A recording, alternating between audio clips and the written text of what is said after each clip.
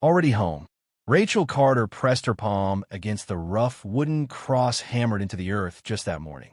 The soil was still damp from sweat and tears, and the air carried the scent of dust and grief. Her mother's resting place was nothing more than a mound beneath the oak tree, but it was all she could manage. Her daughters clung to her skirt. Emma silent, stoic at 10, and Lily restless, confused at 6. They had no house now, no father, and with Mama gone, no anchor to tether them to this patch of world. Rachel whispered a final prayer she wasn't sure anyone heard, then turned away. She had no destination in mind, only the dirt road stretching under the relentless sun. Emma walked beside her, holding Lily's hand, both girls glancing up at their mother as if she carried every answer. Rachel wished she did.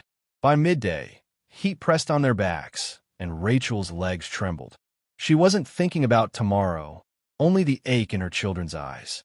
When they rounded the bend, a figure appeared ahead, broad-shouldered, moving with the steady rhythm of someone who belonged to the land. A man in worn boots and a dust-stained hat led a horse by its reins. He noticed them immediately, his brow furrowed as he stopped, waiting for them to draw closer. Rachel stiffened. Strangers meant uncertainty. But Emma tugged at her sleeve and whispered, "Mama, he looks kind." The man tipped his hat when they reached him.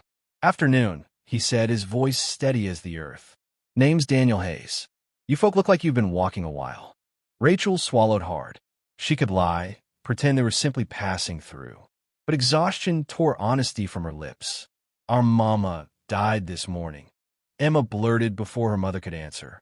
The child's voice cracked, but she stood tall, brave. "We got nowhere to go." "Rancher." Daniel's eyes softened, lines etching deeper into his weathered face. He studied Rachel, then the girls. Silence stretched until it felt like judgment. Then he said quietly, "Then you're already home." Rachel blinked, stunned. No one had ever offered shelter so quickly, so unconditionally. She wanted to protest, to explain they had no money, no way to repay him. But Daniel had already turned, gesturing toward the fields where a modest ranch sat against the horizon. The walk there passed in silence. Daniel led them past rows of golden grass swaying in the wind, past the creak of a windmill, toward a cabin beside the main house. "This was my uncle's place," he said. "Been empty a few years. It ain't much, but the roof holds and the stove works. You and the girls can stay as long as you need." Rachel stepped inside, her heart twisting. The cabin smelled of dust and pine, with light filtering through shutters that had not been opened in years. To her daughters, it felt like magic. Lily darted to the corner, declaring it her room.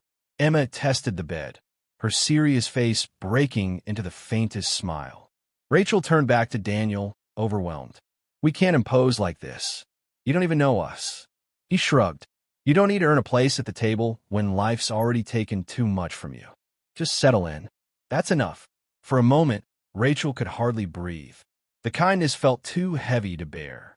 She had been bracing for rejection, for indifference. Instead, she had been handed safety by a stranger. Daniel tipped his hat again and moved toward the door. "Supper's at 6 in the big house.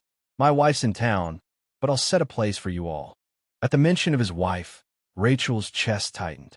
Of course, a man like this wouldn't be alone. She nodded, forcing gratitude into her voice. "Thank you, Mr. Hayes. I don't know how to." "No thanks needed," he interrupted gently. "Just rest." When he left, silence filled the cabin again. Rachel leaned against the wall, pressing her hands to her face. Emma came to her side, slipping her small fingers into her mother's. "Mama," she whispered, "do you think we'll really be okay here?" Rachel looked around, the sunlight spilling across the wooden floor, the sight of her daughters smiling for the first time in days. She wanted to say yes, to promise safety, but deep inside, unease twisted. Being welcomed into another family's world meant more than comfort. It meant boundaries, temptations, and debts no kindness could erase. Still, as night fell and the girls curled into their borrowed bed, Rachel whispered a single truth. For now, this is home. Bonds in the quiet. The ranch settled into Rachel's bones faster than she expected. Mornings came with the crow of roosters and the rustle of wind through the pasture. She rose early, not out of habit but necessity. If she was to accept Daniel Hayes's generosity, she needed to prove useful. She stoked the stove, cooked porridge, swept the cabin, and by the time her daughters stirred, the place already felt alive. Daniel noticed. One morning, he arrived with a pail of fresh milk, surprised to find Rachel kneading bread dough at the counter. "Cabin hasn't smelled this good in years," he said with a half-smile. Rachel wiped flour from her hands. "I can't sit idle while you're feeding 3 more mouths." "It ain't charity," Daniel replied, placing the pail down. "It's just life. We do what needs doing." His words lingered longer than they should have. Rachel found herself repeating them while she scrubbed laundry or guided Emma through her reading. We do what needs doing. For her, it meant survival. For him, it sounded like philosophy. As days turned into weeks, Daniel became a fixture in the girls' lives. Emma shadowed him through the barns, peppering him with questions about horses, hay, and the mechanics of ranch work. He answered patiently, even teaching her to ride, his big hands steadying the reins while Emma beamed with pride. Lily adored his gentle humor, giggling whenever he bent down to tug at her pigtails or pretend to stumble over her toys. Rachel watched, torn between gratitude and something heavier. Daniel filled a void she had never wanted to expose, the image of a father figure her daughters had lacked. Each laugh from Emma, each squeal from Lily, carved warmth in her chest, but also sparked guilt. She had no right to want this, no right to imagine belonging. At supper in the big house, Daniel often sat across from her, his eyes lingering a moment too long. He asked about her mother, her childhood, how she had managed so long on her own. She answered cautiously, aware of the distance narrowing between them with every shared word. And yet, one presence remained conspicuously absent: Sarah Hayes. Rachel heard her name often in passing. Sarah's with her sister in town, or Sarah handles most of the church affairs. The wife seemed more ghost than flesh, a shadow who drifted through conversation without ever arriving at the table. One evening, a storm rolled over the plains. Rain hammered the roof of the cabin, lightning splitting the sky. The girls pressed close to their mother, frightened by the thunder. A knock came at the door, and Rachel opened it to find Daniel, soaked to the bone, lantern in hand. "Just want to make sure you're all right," he said, stepping inside before she could answer. His shirt clung to his chest, rain dripping onto the floorboards. "We're fine," Rachel assured him, though her voice quivered. Emma and Lily clung tighter, their wide eyes reflecting the flicker of the lantern. Daniel knelt, speaking softly to the children. "Storm will pass quick. Nothing to fear. You're safe here." His calm tone worked better than Rachel's reassurances, and soon the girls drifted into uneasy sleep. Rachel stood by the table, arms wrapped around herself, watching him. In the glow of the lantern, his features looked sharper, his eyes more tired, more human. She wanted to thank him, but the words tangled in her throat. He rose, his gaze catching hers. For a long moment, silence pressed between them, thick with something unspoken. The storm raged outside, but the louder sound was her heart hammering in her chest. Finally, he set the lantern down. "You're stronger than you think," he murmured. Rachel's breath caught.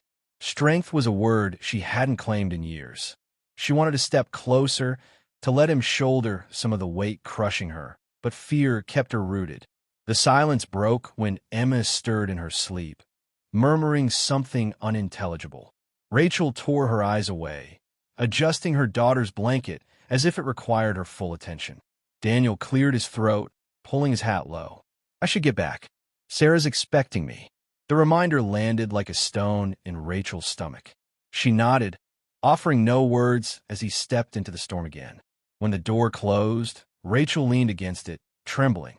She had known loneliness, hunger, despair, but never this particular ache, this dangerous warmth curling inside her chest. For the first time since her mother's death, Rachel felt alive, and that frightened her more than any storm. Crossing the line, Rachel woke each day with a strange duality: gratitude for safety and dread for what her heart had begun to crave. She busied herself with chores, mending shirts, cooking meals, guiding the girls with their lessons. Yet Daniel's presence lingered in every corner of her mind. The sound of his boots on the porch, the way his voice carried authority and kindness at once, the fleeting moments when his gaze found hers and held just a second too long. The danger grew when Sarah finally returned.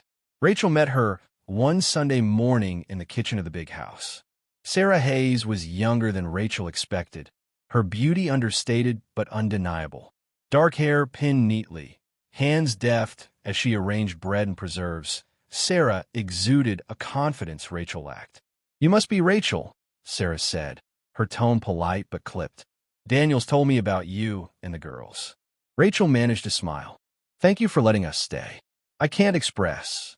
"No need," Sarah interrupted, setting a jar down with deliberate care. "Daniel has a generous heart, sometimes too generous, but we'll manage." The words stung, though Sarah never raised her voice.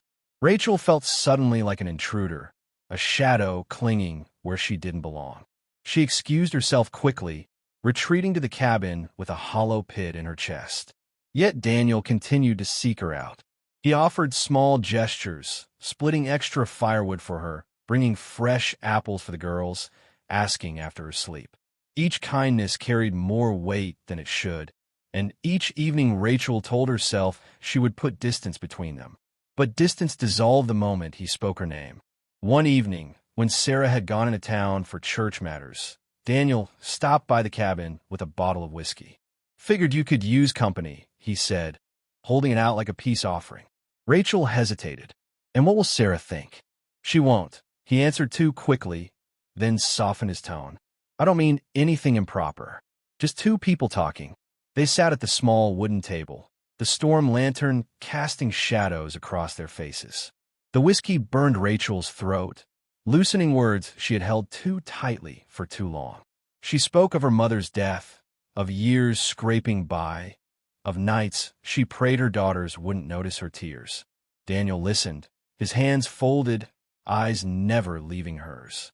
"You've carried more than anyone should," he said quietly, "and you're still standing." Rachel laughed bitterly. "Standing maybe, but barely."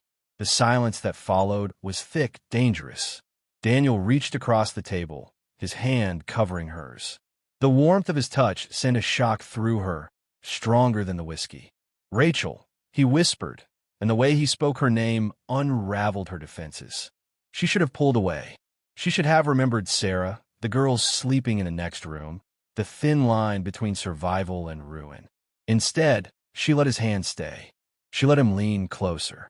The kiss began softly, tentative, as if either could still retreat. But once their lips met, restraint shattered. Rachel felt years of loneliness pour out in that single moment, her grief and hunger mingling with his unspoken longing. They moved to the narrow bed, urgency overtaking hesitation.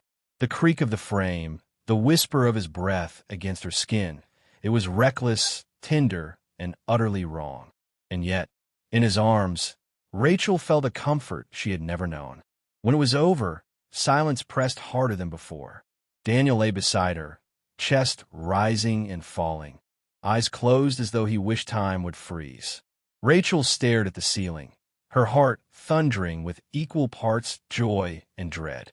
"We shouldn't have," she whispered, her voice barely audible. Daniel opened his eyes, turned toward her. "I know, but I don't regret it." The confession sliced through her. Part of her wanted to echo it, to claim the moment as hers, but guilt rooted her tongue.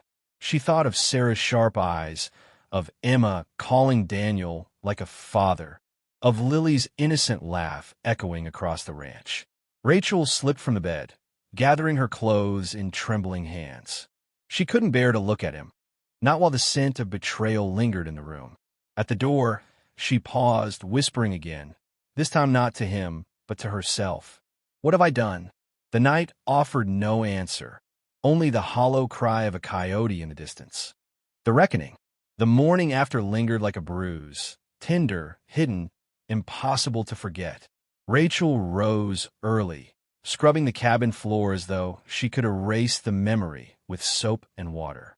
The girls played outside, their laughter piercing her chest with both relief and guilt.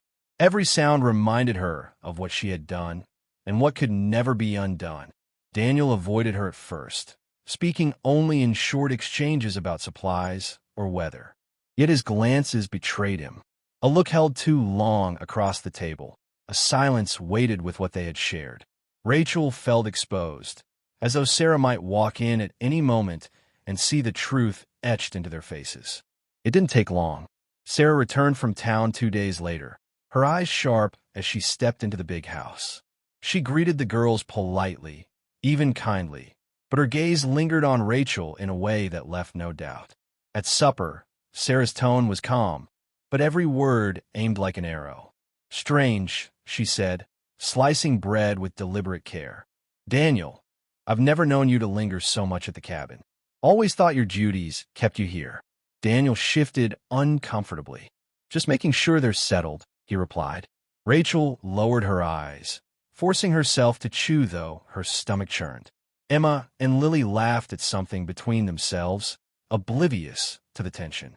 But Sarah's attention never wavered. Later that evening, Sarah sought Rachel out alone. She found her by the barn, folding laundry in the cool dusk. "You've been through loss," Sarah began, her voice quiet but edged. "I don't envy that. But grief doesn't give you license to take what belongs to another woman." Rachel's hands froze on the fabric. Heat burned her cheeks, shame flooding her. "I never meant to." "Intentions matter less than actions," Sarah cut in. Her composure never cracked, though her eyes glistened with betrayal. "You may think Daniel is your salvation, but he is my husband, my vows, my life." The word struck harder than any slap could have. Rachel wanted to fall to her knees, to beg forgiveness, but pride and survival warred within her. "I didn't come here to steal," she whispered. "I came here because I had nowhere else." Sarah studied her, expression unreadable. At last, she said, "Then perhaps you should find somewhere else again." And with that, she turned, leaving Rachel trembling in the shadows. That night, Daniel came to the cabin. His face was drawn, his eyes heavy with regret. "She knows," he admitted, voice low. Rachel's chest tightened. "What are we going to do?" He stepped closer, desperate. "Rachel, I can't explain what's happened between us, but it's real. You brought something into my life I thought was gone. I don't want to lose that." His words tore at her. She wanted to believe him, to surrender to the fragile joy she had felt in his arms. But reality pressed harder. Emma's voice drifted from the other room, reciting a bedtime prayer with Lily. Rachel felt the weight of their innocence, the price of her choices. "We can't," she said firmly, though her heart cracked. "Your life is here, with her. Mine has to be with my girls. If I stay, I destroy everything."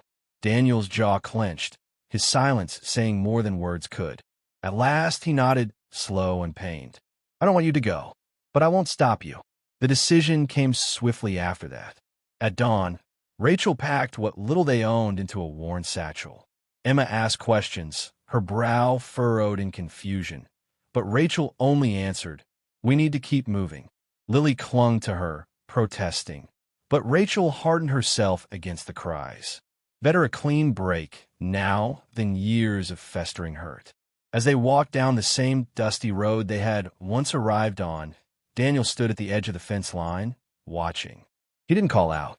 He didn't beg. Only his eyes followed them, heavy with everything unspoken. Emma glanced back once, whispering to her mother, "Why are we leaving? Didn't he make us safe?" Rachel tightened her grip on her daughter's hand. "Home isn't just about safety," she said softly. "It's about where your heart can rest. And ours can't rest here."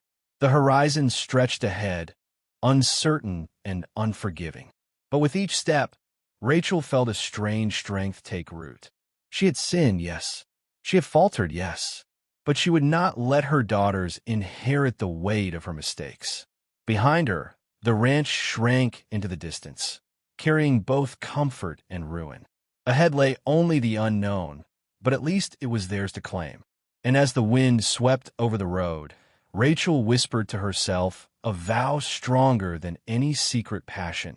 Never again.